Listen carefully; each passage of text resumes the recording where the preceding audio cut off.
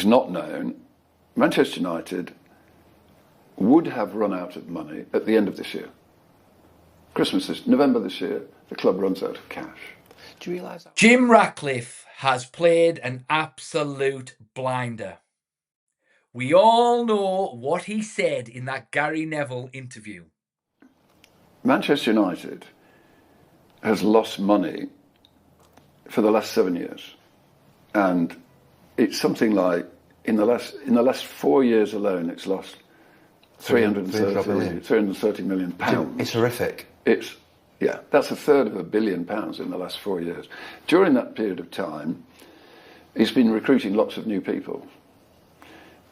On top of a workforce which was already enormous. So, we finished up with 1,150 people. We've increased the cost base of running. So if you look at a couple of really simple numbers, in the last 7 years, since 2016, we increased the cost of running the club, which are the operating costs of running the club, so just the people and the fixed costs, if you like. So all the costs, excluding the player costs, we increased the cost by £100 million in the last 7 years, since 16.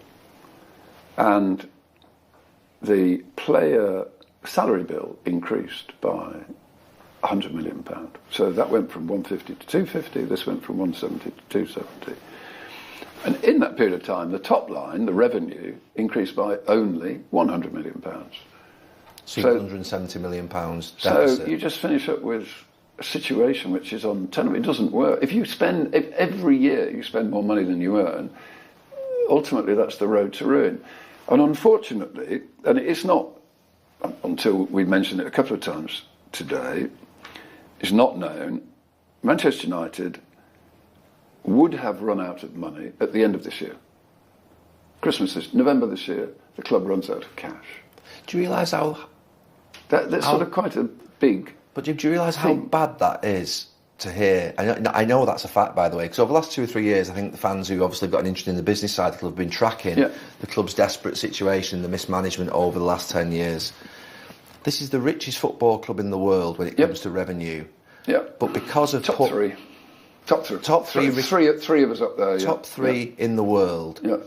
And it's having to cut £40,000 from ex-players and now removing food from members of staff in the canteen. But the alternative isn't very tenable, is it? Which is the club goes bust at Christmas. We don't want that. We know. And at the risk of sounding like a broken record, he was saying that Man United were going to run out of money. They didn't know what they were going to do. They were going to be skint. They can't afford this, that, the other. They're going to have to get rid of folk, blah, blah, blah, blah, blah, blah, blah, blah, blah. But what has he done in the past, couple of months? He spent 60 million on Cunha, 60 million on Mbomo.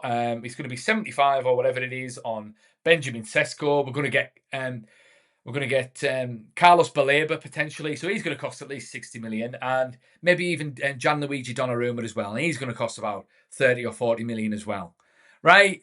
That's a lot of money. Plus, they've announced the 50 million Carrington refurb as well. So where have they got the money for that?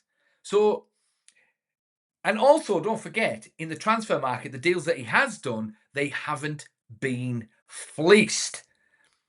Now, the reason why he's done that, why he pled poverty, because Man United were never, ever, ever, ever skint. They weren't, because they're too big and they generate too much cash flow with a million sponsors. They've got sponsors for everything. They've got kit sponsors. They've got shirt sponsors. They've got training kit sponsors. They've got sponsors all around the boards, around the pitch.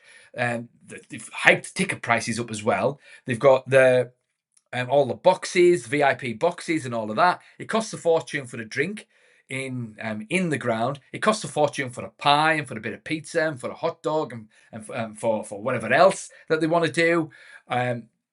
They've got the mega store.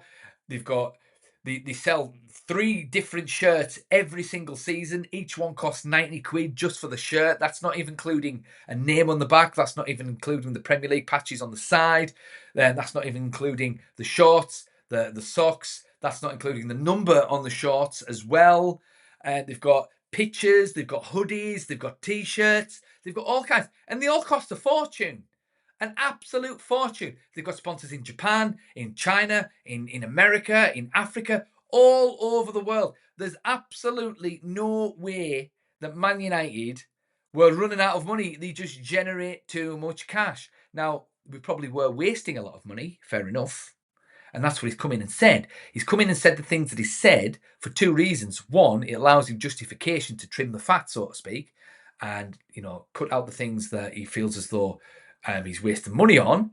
And secondly, it gives him an advantage in the transfer market so that Man United, well, so he can mitigate that 20% Man United tax that everyone puts on when Man United want to buy a player. So, you know, perfect example, Harry Maguire. Harry Maguire was not an £80 million defender. It might have been a £50 million defender because he was a good defender, but he wasn't 80. So that was an extra Man United tax. Now, I don't think Man United have paid the Man United tax on Mbeumo or Cunha or even Šeško. I think those deals are roughly about right. They're probably stretching it a little bit, maybe, but if those guys, but it's a lot cheaper than what we would normally have to pay. Because normally we probably have to pay 100 for Mbeumo and probably have to pay 100 for Šeško as well, to be fair. So Sir Jim Ratcliffe has played an absolute blinder. He has. Now, we'll see how we go next season. We'll certainly see how we go next season. If Man United dramatically improve next season and finish top 4, then very quickly Sir Jim Ratcliffe will go from being 0 to hero.